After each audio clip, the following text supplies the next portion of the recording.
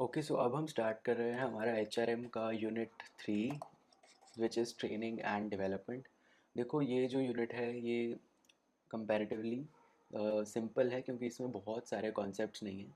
बस हम training, development और उनके मेथड्स को ही पढ़ेंगे, और उसके अलावा कुछ जनरल क्वेश्चंस जो होते हैं कि क्यों इम्पोर्टेंट है, क्या उसका सिग्निफिकेंस रहता है ऑर्गेनाइजेशन में, उस पे ध्यान देंगे। एक नई चीज़ ज़रूर मैं आपको इसमें बताना चाहूँगा कि अ, ये आपका सिलेबस में जिसमें सबसे ज़्यादा चेंज हुआ है प्रीवियस ईयर के कंपैरिजन में, तो वो ये वाला यूनिट है, बिकॉज़ इसमें कुछ नए मेथड्स इंक्लूड किए गए हैं एंड काफ़ी एक दो नए टॉपिक्स हैं जिन्हें इंक्लूड किया गया इस यूनिट के अंदर। सो उनको भी डिस्कस करेंगे। सो आई विल रिक्वेस्ट यू सबसे पहले तो कि अगर आप मान लो कोई प्रीवियस ईयर क्वेश्चन कर रहे हो तो हो सकता है आपको वो टॉपिक्स ना दिखें, but doesn't mean they are not important. ठीक है, अगर सिलेबस में कोई चीज़ मैंशनड है so you have to do it, right. So ठीक है, चलते हैं एक एक करके चीज़ों को देखते हैं। सबसे पहला जो आता है, what is the meaning of training. Basically देखो, हम पहले एक बात करते हैं एजुकेशन की। एजुकेशन क्या होता है? आप किसी को नॉलेज अगर दे रहे हो, then that means you are educating that person, right. So अब नॉलेज में अगर मैं स्किल्स भी ऐड कर दूं, एंड क्योंकि नॉलेज तो एक थ्योरेटिकल चीज़ हो गई, स्किल्स को मैं प्रैक्टिकली सिखा रहा हूँ, तो उसका प्रैक्टिकल एस्पेक्ट भी इंक्लूड कर दूँ, that will be called as training, right. So basically education और ट्रेनिंग में भी आपको डिफरेंस पता होना चाहिए कि education is theoretical in nature, while training is skills वाला, जिसमें प्रैक्टिकल एस्पेक्ट भी इंक्लूड करते हो आप, राइट। ठीक है जी, पढ़ते हैं इसको। Training is a systematic procedure of transferring technical know how. Technical know how क्या होता है? यही स्किल्स जो मैंने बताई, to the employees so as to increase their knowledge and skills for doing particular jobs. ठीक है जी, increasing the knowledge and skills ये मैंने आपको बता दिया। देन चलो डेवलपमेंट पे। देखो, development is nothing but growth. मैंने जब ट्रेनिंग की बात करी तो सिर्फ हमने टेक्निकल स्किल्स की बात करी जो उसे जॉब में चाहिए होगा, right.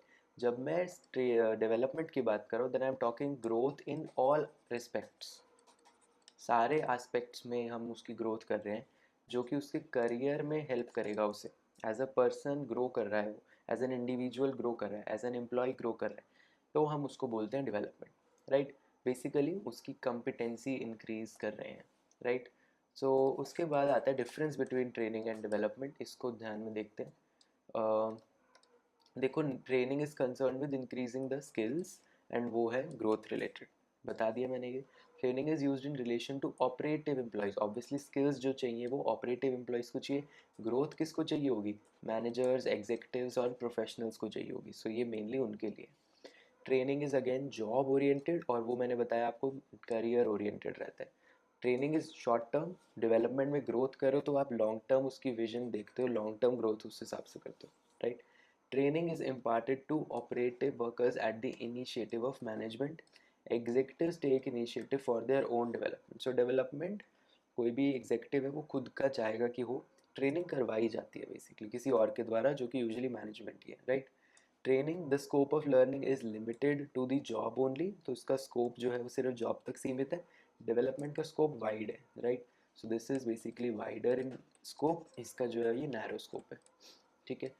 Knowledge gained relates to the job only. Obviously depth of knowledge की अगर हम बात कर रहे हैं तो ये सिर्फ जॉब रिलेटेड है, एंड यहाँ पे जो आप कर रहे हो वो ऑलराउंड डेवलपमेंट है, लॉन्ग लास्टिंग डेवलपमेंट है, राइट।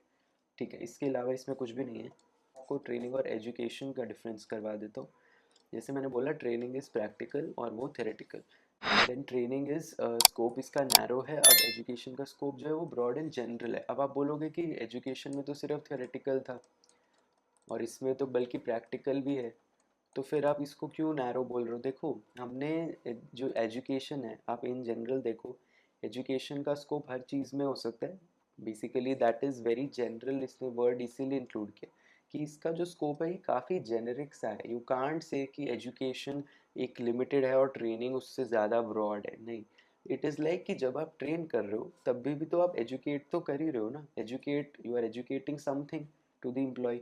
सो एजुकेशन में सिर्फ ट्रेनिंग के अलावा भी बेसिकली बहुत सारी और चीज़ें आ जाती हैं। बस ये फ़र्क है कि यहाँ पे नॉलेज की बात हो रही है, एंड यहाँ पे आप नॉलेज भी दे रहे हो, स्किल्स भी दे रहे हो।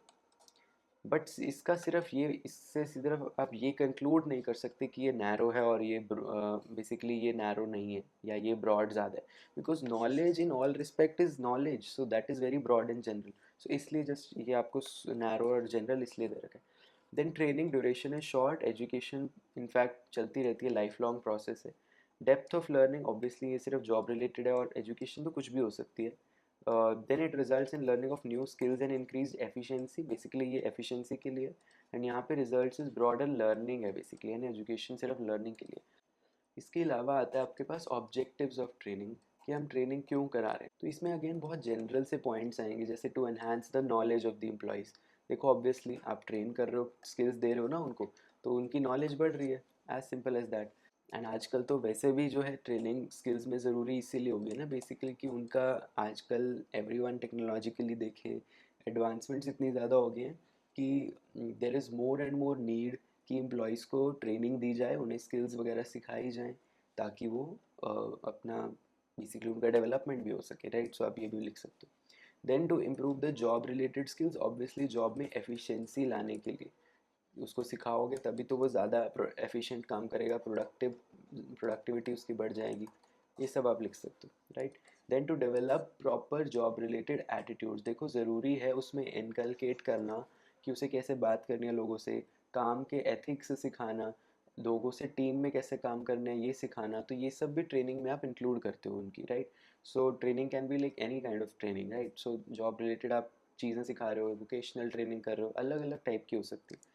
सो आप जॉब रिलेटेड एटीट्यूड सिखाते हो, विच इज़ वेरी इंपॉर्टेंट आपके ऑर्गेनाइजेशन के वर्क कल्चर को मेंटेन करने के लिए, कि आपने उनको बिहेवियरल वे में भी ट्रेन कर रखा है या नहीं। Then to prepare for higher responsibility, ये तो मैंने बताया है ना, बेसिकली उनका डेवलपमेंट भी आप ट्रेनिंग के थ्रू एक कर सकते हो, उनका करियर में आप और हेल्प कर रहे हो, राइट, ताकि उन्हें आगे जाके वो और अपॉर्चुनिटीज़ कर सकें tap. To facilitate organisational change, obviously dynamic work environment के अंदर ज़रूरी है कि आप उनको ट्रेनिंग दो, ताकि वो जो नए नए ट्रेंड्स आ रहे हैं या मार्केट के डायनेमिक्स हैं उनके साथ अप टू डेट रहें, है ना। ये सब ट्रेनिंग से ही आएगा। तो बहुत जेनरिक से पॉइंट्स हैं, इसमें कुछ ज़्यादा वो नहीं है। देन अगेन एक बहुत जेनरिक टॉपिक है, need and importance of training, ठीक है। पहले आता है training as a tool for effective management. देखो इफेक्टिव कैसे हो रही है मैनेजमेंट, इस चीज़ को समझो। एक बंदा है, ठीक है, और एक ये मैनेजर है, ठीक है, मान लो ये मैनेजर है एंड ये नॉर्मल एक एम्प्लॉय है। अगर मैंने इसको ट्रेनिंग नहीं दी है तो इसको जो भी काम करना है वो, ये पहले तो एफिशिएंसी इसकी कम होएगी, प्रोडक्टिविटी कम होएगी, ऑल्सो ज़रूरत उसको होएगी बार बार सुपरवाइज करने की, सुपरविजन चाहिए होगा ना उसको, बार बार उसको देखना कि वो सही से ढंग से काम कर रहा है नहीं कर रहा है, ये सब चीज़ें इंश्योर करना आपकी जिम्मेवारी हो जाएगी। सो मैनेजर एक तरह से अपना ही फ़ायदा करता है by giving him the training, और ऑब्वियसली उसका खुद का भी फ़ायदा हो रहा है कि वो अपस्किल हो रहा है। सो दोनों का फ़ायदा, this is like a dual benefit जो उसे मिल रहा है, कि वो अपना बेनिफिट इसलिए कर रहा है कि उसे सुपरविजन की नीड जो है वो कम हो जाएगी, क्योंकि वो अब सीख चुका है काम। सो इस तरह से वो अपना बर्डन, मैनेजर अपना बर्डन कम कर रहा है, और इफ़ेक्टिव मैनेजमेंट बेसिकली बाकी और जगह जहाँ उसे ज़्यादा ज़रूरत है उस मैनेजर की, वो वहाँ पे मिलेगा आपको, ना कि वही पिछले एम्प्लॉयज़ को दोबारा दोबारा काम सिखाता है ना। So this is more efficient and effective. So इसीलिए इसको इफेक्टिव मैनेजमेंट का एक टूल बोलते हैं। देन ऑब्वियसली आप ये भी बोल सकते हो कि आप जैसे किसी को ट्रेनिंग कर रहे हो तो उसका मोराल मोटिवेशन भी बढ़ जाएगा कि ओके अब मुझे अच्छे से आता है, बिकॉज वो क्या हो जाएगा, कॉन्फिडेंट हो जाएगा अपने वर्क में ट्रेनिंग मिलने के बाद। देन एक होता है MBE, ये आपको मैंने MPA में पढ़ाया था, मैनेजमेंट बाय एक्सेप्शन। बेसिकली क्या होता है कि आप ज़्यादा ज़रूरी चीज़ करो and you can exclude from your activities those things which you think are not the key result areas, जो आपको लगते हैं कि ज़्यादा एफिशिएंट नहीं है आपका वहाँ पे होना, is lesser important then somewhere else. So आप मैनेजमेंट बाय एक्सेप्शन बेसिकली कर रहे हो वहाँ पे, कि some things you can basically take as an exception कि यहाँ पे मेरा होना ज़रूरी नहीं है। देन ऑब्वियसली क्या लिख सकते हो, प्रॉब्लम सॉल्विंग एंड इन्फॉर्मेशन, ये तो बहुत जेनरिक से पॉइंट्स है, इसमें कुछ भी नहीं है। मेन इस चीज़ पे आओ, ऑर्गेनाइजेशन को क्या बेनिफिट मिलेगा, एंड आपके एम्प्लॉयज़ को क्या बेनिफिट मिलेगा, ये दोनों के बेनिफिट्स आप बता दोगे तो आप ट्रेनिंग के सारे बेनिफिट्स बता दोगे, है ना। पहले बताओ ऑर्गेनाइजेशन को क्या फ़ायदा है, फिर बताओ कि एम्प्लॉय को क्या फ़ायदा है। ठीक है, तो देखते हैं क्या है बेनिफिट्स। ऑर्गेनाइजेशन क्या है, पहला है सिस्टमैटिक लर्निंग। देखो ये बहुत इंपॉर्टेंट चीज़ है। अगर आप मान लो ट्रेनिंग नहीं दे रहे हो, इवेंचुअली आज नहीं तो कल उस बंदे को वो जॉब अगर करनी है तो उसको काम तो सीखना ही पड़ेगा। अगर आप एक ऑफिशियल ट्रेनिंग नहीं दे रहे हो उसको, मान लेते हैं कि हम एक ऑर्गेनाइजेशन में जहाँ ऑफिशियली कोई ट्रेनिंग नहीं दी जाती है, कोई ट्रेनिंग सेशंस नहीं होते, पहले सीधा काम पे डाल देते हैं, तो वो काम पे रहेगा, पहले दिन काम गलत करेगा, उसे सिखाया जाएगा, आसपास के कलीग सिखा देंगे, कोई सुपरविजन वाला जो बंदा है वो आ जाएगा, बॉस सिखा देगा, या घर से वो कहीं और नेट से ढूंढ के कुछ चीज़ें करेगा। तो बेसिकली बहुत हैफेज़ार्ड वे में उसकी लर्निंग हो रही है, बिकॉज वो अलग अलग सोर्सेज जो है रेफ़र कर रहा है बेसिकली। एंड यहाँ पे जो ट्रेनिंग है ये नहीं देने की वजह से बहुत सारे ट्रायल और एरर के बाद वो चीज़ें सीखेगा।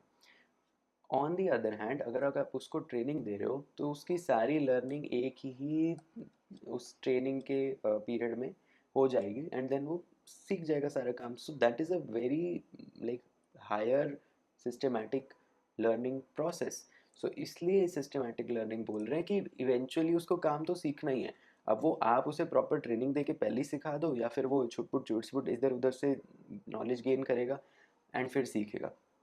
सो करना तो उसने है ही, तो बेटर है कि आप ट्रेनिंग दे दो। देन है बेटर परफॉर्मेंस, इसमें तो बताने की जरूरत नहीं है, ठीक है, एफिशिएंसी प्रोडक्टिविटी सब बढ़ जाएगी। रिक्रूटमेंट थ्रू प्रमोशन, अब ये मैंने आपको बताया था ना कि रिक्रूटमेंट के बहुत सारे सोर्सेज हैं, तो एक इंटरनल सोर्स में बताया था कि आप प्रमोशंस जो है करते हो, इंटरनल सोर्स है। अब ये प्रमोशन करने का एक तरीका बन सकता है आपका ट्रेनिंग, कि आप ट्रेनिंग दे रहे हो एम्प्लॉय को, तो आपको पता है कि ये जो है ये काफ़ी अपस्किल हो चुका है, इसमें अब ज़्यादा स्किल्स हैं। तो अगर मैंने किसी की बहुत अच्छे से ट्रेनिंग करी है और वो काम बहुत अच्छे से कर रहा है, तो I will consider that employee for promotion, as simple as that. तो मेरे को ये रिक्रूटमेंट में भी हेल्प कर रहा है, राइट। देन आ जाता है better utilisation of machine and material. दोनों चीज़ें, मशीन्स को, मटेरियल को कैसे हैंडल करना है, वो ज़्यादा अच्छा सीखेगा अगर उसे ट्रेन कर रखा है। वेरी बेसिक चीज़, इकोनॉमिकल सुपरविजन, ये मैंने आपको पहले भी बताया कि सुपरविजन का नीड जो है वो कम हो जाएगा। अगेन इसको ध्यान रखो, मैंने बोला कम हो जाएगा, एलिमिनेट नहीं करोगे, सुपरविजन तो करना ही पड़ेगा, बट बहुत ज़्यादा डिटेल और वो वाला होता है कि हर टाइम उसके सिर पे चढ़ के आपको काम करवाना पड़ रहा है, वो नहीं करवाना पड़ेगा। That is why this is important. Uniform procedure, ये मैंने बताया कि आपको सारा जो है एक ही जगह पे सारा मटेरियल मिल रहा है, सारी स्किल्स मिल रही है, तो you that is very systematic and uniform in nature, right. So standardized way में बेसिकली काम हो रहा है, लिखा है ना स्टैंडर्डाइज्ड, ठीक है। ऑल्सो इट इज़ स्टैंडर्डाइज्ड इन अ वे कि एक एम्प्लॉय के लिए भी स्टैंडर्डाइज्ड है सारी चीज़ें और सारे एम्प्लॉयज़ के लिए भी। मान लो दो एम्प्लॉयज़ हैं, ठीक है, दोनों को काम एक ही करना है। एक बंदा जो है आपने उसे ट्रेनिंग दे रखी है तो आपने उसे सिखा रखा है, दूसरे को एवं ही अलग अलग सोर्सेज से जितना उसने सीख लिया वैसे। तो वो दोनों काम जब साथ में करेंगे ना तो ज़्यादा क्लैश होगा, बिकॉज दोनों की लर्निंग सेम जगह से नहीं हो रखी। ऑन दी अदर हैंड दोनों को सेम ट्रेनिंग मिल रखी है, तो वो सेम लेवल पे आके फिर सेम लेवल प्लेइंग फील्ड पे आके बेसिकली काम करेंगे। Then reduction in accidents, obviously आप गलतियां कम करोगे, है ना, तो बाकियों को भी बचा के रखोगे। देन हाई मोराल मोटिवेशन बढ़ता है अगर वो कॉन्फिडेंट रहेंगे काम करने में। बेटर क्लाइमेट, अब ये क्लाइमेट कौन सा, ऑर्गेनाइजेशनल क्लाइमेट। जैसे मैंने बोला वर्क एथिक्स बढ़ जाते हैं, वर्क कल्चर इंप्रूव हो जाता है, बिकॉज आपने सबको एथिक्स वगैरह सब सिखा रखे होते हैं ट्रेनिंग के टाइम पे। देन आ जाओ, ये तो थे ऑर्गेनाइजेशन को क्या फ़ायदे हो रहे हैं, अब आ जाओ एम्प्लॉयज़ को क्या फ़ायदा हो रहा है। पहला तो ऑब्वियसली उसकी स्किल एंड नॉलेज बढ़ रही है, ठीक है, प्रोडक्टिविटी बढ़ रही है, ठीक है, तो बेसिकली उसके रिवॉर्ड्स वगैरह मिलने के चांसेस ज़्यादा हैं ना अगर, इसलिए उसका पर्सनल बेनिफिट है एम्प्लॉय का। देन अपॉर्चुनिटी फॉर प्रमोशन, ये भी एम्प्लॉय का बेनिफिट है, भाई मेरे को मौका मिल रहा है प्रमोशन का तो मुझे और क्या चाहिए। देन इंक्रीज मोबिलिटी, देखो अगर आप जॉब मार्केट में हो और आप स्किल्ड नहीं हो तो आप एक जॉब से दूसरी जॉब ढूंढने में आपको बहुत टाइम लगेगा। ऑन दी अदर हैंड अगर आपके पास सारी स्किल्स वगैरह आ रखी हैं और फिर आप आते हो जॉब लेने मार्केट में, then you have the right opportunity, right place and the right skills to shift. लोग अलग अलग कंपनीज चाहेंगी कि आप उनकी कंपनीज में आओ, तो अगर आप मान लो एक जॉब छोड़ भी रहे हो तो आपको चिंता की जरूरत नहीं, आपको दूसरी जॉब मिल जाएगी, तो एम्प्लॉय को ये फ़ायदा है, राइट। तो आप मोबिलिटी कर सकते हो, मूवमेंट कर सकते हो मार्केट में। हाई मोराल, ये ऑब्वियसली उसका भी बेनिफिट है ना, कि ज़्यादा कॉन्फिडेंट रहेगा वो। एंड लेस एक्सीडेंट, एक्सीडेंट में ऑब्वियसली एम्प्लॉय का भी फ़ायदा है। तो कुछ चीज़ें इसमें मैच हो रही है दोनों ऑर्गेनाइजेशन और एम्प्लॉय में, दैट इज़ बट ऑब्वियस, वो तो होएंगी। ठीक है, नेक्स्ट चलते हैं हम identification of training and development needs. देखो, आपको ना ट्रेनिंग जब देनी है तो ये नहीं कि आप सीधा उसे एक सेशन में जाके ऐसे बिठा दोगे और बोलोगे ये ले तेरी ट्रेनिंग, ऐसा नहीं होता। आपको पहले अच्छे से हर चीज़ के लिए प्लानिंग करनी होती है। तो for this also you have to first identify कि किस बंदे को किस टाइप की ट्रेनिंग की ज़रूरत है। सो उसमें अलग अलग एनालिसिस करते हैं हम। पहला होता है ऑर्गेनाइजेशनल एनालिसिस। इसमें आप ये समझते हो कि किस टाइप की ट्रेनिंग ज़रूरी होगी फॉर दैट ऑर्गेनाइजेशन। एक ऑर्गेनाइजेशन में अलग अलग एम्प्लॉयज़ हैं, सबको किस किस टाइप की ट्रेनिंग देनी पड़ेगी। तो आप पूरा ऑर्गेनाइजेशन उठाते हो, उसका स्ट्रक्चर समझते हो, पूरी ऑर्गेनाइजेशन समझ के आपको पता चलता है कि ओके इसमें इन इन टाइप्स की ट्रेनिंग की ज़रूरत होगी। इसके लिए 3 रिक्वायरमेंट्स बताई हैं यहाँ पे। पहला, whether the personal performance is up to the required standards, यानी कि वो बंदा एक्चुअल में काम जितना करना चाहिए उतना कर रहा है या नहीं।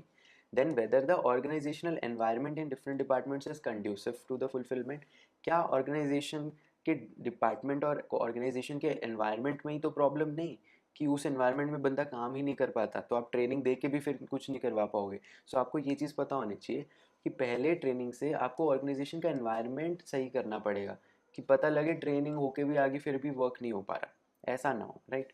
Then whether the adequate number of personal are available, obviously right number लेके आओ पहले, फिर उनको राइट काइंड बनाओ, समझ रहे हो, मतलब पहले राइट क्वांटिटी में लेके आओ, फिर उनकी क्वालिटी इंप्रूव करो बाय ट्रेनिंग। सो ये तीनों चीज़ें। अब आ जाओ नेक्स्ट, ये तो था ऑर्गेनाइजेशनल। फिर है टास्क एनालिसिस। यहाँ पे आप एक पर्टिकुलर जॉब को उठाते हो, देखते हो उसके लिए क्या क्या टास्क करने पड़ते हैं एक एम्प्लॉय को। वो सारी एक्टिविटीज़ को जब आप समझोगे देन उनके स्टैंडर्ड्स निकालोगे कि ओके इस जॉब का ये मैट्रिक्स है, ये इस जॉब का ऐसे परफॉर्मेंस इवैल्यूएशन होता है। फिर देखोगे कि उसके लिए मुझे किस लेवल की ट्रेनिंग देनी पड़ेगी एम्प्लॉयज़ को। So main objective is to obtain information, all the possible information that is available about nature of the task, उसके components, standards of the performance to be set. This is all about task analysis. Then आते हो आप finally आपका HR analysis। यहाँ पे आप देखते हो particular लोगों को, कि जो हमारे ऑर्गेनाइजेशन के ह्यूमन रिसोर्सेज हैं सारे एज अ होल, उनकी सबसे पहले तो क्या देखनी है, मैंने आपको एक पहले उसमें भी बताया था रिक्रूटमेंट में, एक स्किल इन्वेंट्री फॉर्म बनता है। स्किल इन्वेंट्री फॉर्म में सब एम्प्लॉयज़ का बेसिकली होता है कि उनके क्या क्या स्किल्स उनमें हैं, क्या क्या स्किल्स की बेसिकली ज़रूरत आवश्यकता आगे जाके पड़ सकती है। और फिर आप देखते हो एज अ होल कि मुझे कहाँ कहाँ उन्हें ट्रेनिंग की ज़रूरत है बेसिकली देने के लिए, और अभी उनकी कैपेसिटी कितनी बढ़ जाएगी after the training. So I will analyse all that based on that particular हर एक पर्सन के अकॉर्डिंग, क्योंकि मेरे ह्यूमन रिसोर्सेज जो हैं उनमें ये पर्टिकुलर स्किल है जिसकी कमी है, तो मैं इस पे ज़्यादा फोकस करूँगा, राइट। सो उनको एचआर जो एक्चुअल रिसोर्सेज हैं आपके ह्यूमन रिसोर्सेज, उनको आप एनालाइज करते हो, राइट। और फिर ये भी देखते हैं ना कि टाइम फ्रेम वगैरह कि कितने टाइम में मेरे को लगता है उनकी ट्रेनिंग हो जाएगी। Then job designing and redesigning, इसमें आता है बेसिकली कि अगर आप एक पर्टिकुलर बंदे को देख रहे हो, उसके लिए आपको लगता है यार ये बंदा स्किल्स में तो ठीक है, इट्स जस्ट कि जॉब ही थोड़ी उसके लिए डिफरेंट है, तो मैं जॉब थोड़ी सी एडजस्ट कर देता हूँ। तो sometimes that also you do कि ओके इस पर्टिकुलर बंदे को ये वाला काम ना दे के ऐसे टाइप का काम दे देता हूँ। So job designing and redesigning ये भी चलती रहती है। अब आ जाओ फाइनली कि अब आपने देख लिया कि आइडेंटिफाई कर दिया क्या नीड्स हैं, क्यों नीड्स हैं ट्रेनिंग की इन एन ऑर्गेनाइजेशन। अब आपको एक्चुअल में डिज़ाइन करना है क्या, ट्रेनिंग का प्रॉपर प्रोग्राम। तो कैसे करते हैं डिज़ाइनिंग, 4 चीज़ें हैं। पहले तो आइडेंटिफिकेशन ऑफ ट्रेनिंग नीड्स, ये जो अभी हमने करके आए हैं। देन आप ऑब्जेक्टिव सेट करोगे कि हम ये कर क्यों रहे हैं, हर चीज़ के अकॉर्डिंग, जैसे HRM और ये MPA सब में हमने यही किया, right. Then organisation of training, proper training sessions आप ऑर्गेनाइज करोगे, एंड देन आप इवैल्यूएशन करते हो एंड में कि कितना सही हुआ है, वो फॉलो अप करना ज़रूरी। तो आइडेंटिफिकेशन ऑफ नीड्स, ये तो मैंने आपको बताया कि आपको क्या देखना है कि ओके कहाँ कहाँ लोग अंडर परफॉर्म कर रहे हैं, कहाँ कहाँ लोगों के इक्विपमेंट्स जो है अनफेमिलियर है, एज इन कि ठीक है वो मशीन्स उनके लिए नहीं है इसलिए मशीन्स उन्हें सिखानी पड़ेंगी। गैप्स को आइडेंटिफाई करो कि ओके कहाँ पे उनका लैक आ रहा है काम को करने में, ठीक है। Then analysis of the strengths and weakness, क्या उनकी स्ट्रेंथ है क्या वीकनेस है, उस हिसाब से उनकी ट्रेनिंग देंगे ताकि हम फोकस करें ज़्यादा उनकी स्ट्रेंथ्स पे, एंड जो वीकनेसेस है वो ट्रेनिंग के थ्रू उसे पूरी कर दें हम लैब को, राइट। एंड देन इसमें 3 चीज़ें जो मैंने बताई आपको, organisational, task and human resource analysis, ये तीनों तो करना ही है, राइट। देन आ जाओ आप सेटिंग दी ऑब्जेक्टिव्स। अब आपको देखना है कि मैं कर क्यों रहा हूँ, मुझे ये पता होना चाहिए। पहला होता है स्पेसिफिक ऑब्जेक्टिव्स, जिसमें आप देखते हो कि ओके मेरे को चाहिए प्रोडक्टिविटी बढ़ानी है, क्वालिटी बढ़ानी है काम की, better HR planning, high morale, better health and safety, ये सब के रीजंस आपको मैं किसी ना किसी फॉर्म में पहले बता चुका हूँ, है ना। एचआर प्लानिंग के टाइम पे मैंने बताया था कि क्यों आपको ट्रेनिंग उससे रिलेट करनी है। देन मोरल और क्वालिटी और प्रोडक्टिविटी तो अभी हमने पढ़ के आया इंपॉर्टेंस में। हेल्थ एंड सेफ्टी भी जो मैंने एक्सीडेंट वाला बताया वो सब, है ना। तो ये सब ऑब्जेक्टिव्स हैं और आप पता करते हो ऑर्गेनाइजेशन में, क्योंकि मेरे लिए पर्टिकुलरली ज़्यादा जैसे आजकल एक्सीडेंट्स बहुत हो रहे हैं अगर ऑर्गेनाइजेशन में, तो मैं डिसाइड करूँगा कि ओके मेरे को इस पे ज़्यादा फोकस करना है, वो ऑब्जेक्टिव पे, है ना। और या फिर मेरे एम्प्लॉयज़ का मोरल आजकल बहुत कम रहता है तो मैं इस पे ज़्यादा फोकस करूँगा, राइट। जनरली तो सभी हैं, इट्स जस्ट कि मैं देखूंगा ना, there should be proper planning, क्योंकि मुझे ज़्यादा फोकस इन पे करना है बिकॉज ये ज़्यादा मेरे ऑब्जेक्टिव्स हुए हैं जो आजकल नहीं हो रहे पूरे। देन ओवरऑल पर्पस तो ऑब्वियसली ऑर्गेनाइजेशनल इफेक्टिवनेस को बढ़ाना है, इसमें कोई दो राय नहीं है, राइट। अब आ जाओ organisation of the training programme. इसमें हमने एक्चुअल में ट्रेनिंग प्रोग्राम को डिज़ाइन करना है और फिर उन्हें इम्प्लीमेंट करना है। कैसे करना है, देखो पहले सारे मैनेजर्स आने चाहिए। टॉप मैनेजर भी करेगा कुछ, एक बेसिक गाइडलाइन बता देगा वो कि ओके, क्योंकि उसके पास ज़्यादा टाइम नहीं है, वो स्पेसिफिक ट्रेनिंग प्रोग्राम नहीं लिख सकता, वो एक बेसिक गाइडलाइन बता देगा मुझे ऐसे ऐसे काम चाहिए, ठीक है। देन एचआर मैनेजर आएगा, वो एक्चुअली में प्लान करेगा, इस्टेब्लिश करेगा और इवेलुएट करेगा सारी चीज़ें, ठीक है। देन लाइन मैनेजर जो उनके भी नीचे आते हैं, जो पर्टिकुलर जॉब कर रहे हैं ना, उनसे ऊपर सुपरवाइजर्स जो हैं वो इम्प्लीमेंट में हेल्प करेंगे, क्योंकि वो एक्चुअल सुपरवाइजर है तो वो देखते हैं सारे काम जो एक्चुअल एम्प्लॉयज़ कर रहे होते हैं, राइट। देन एम्प्लॉयज़ एक्चुअल जो जिन पे ट्रेनिंग हो रही है उनको भी तो आपने देखना है, तो वो कैसे काम करते हैं इसमें, उनका पार्टिसिपेशन होता है थ्रू फीडबैक, क्योंकि कहीं गलतियाँ हो रही होती हैं तो वो फीडबैक और सजेशंस भी दे सकते हैं, बिकॉज ऑब्वियसली उसी से ये तीनों की काम जो है ये इम्प्रूव होंगे और टेलर मेड होंगे एज पर द एम्प्लॉयज़, ठीक है जी। अब आ जाओ कि ट्रेनिंग प्रोग्राम में आता क्या है। स्टेप्स, पहला आता है short listing of the trainings.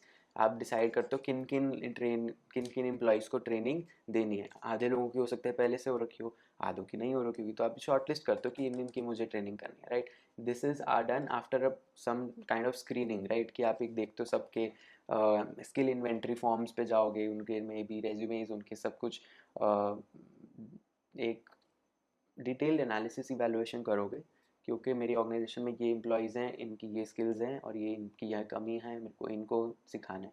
So I will short list based on that.